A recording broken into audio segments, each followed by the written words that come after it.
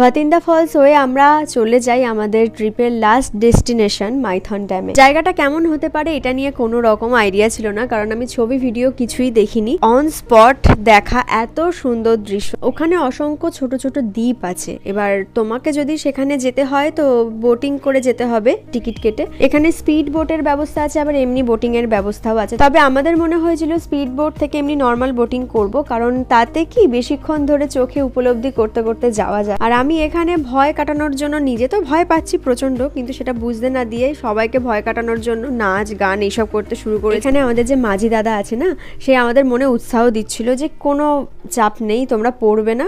আমরা তার কথাতেই উৎসাহিত হয়ে আবার একটু ঠিকঠাক করেছিলাম। একটা টাইমে গিয়ে আর ভয় পাচ্ছিলাম না, কারণ সামনেই যে দ্বীপে আমরা পৌঁছাবো সেটা দেখা যাচ্ছিল। দ্বীপে পৌঁছে গেলাম, সেখান থেকে আরো অনেক ছোট ছোট দ্বীপ দেখতে পাচ্ছিলাম যেদিকেই চোখ যাচ্ছিল। আর এইভাবেই আমাদের এই সুন্দর মিনি ট্রিপটা এখানেই শেষ হলো।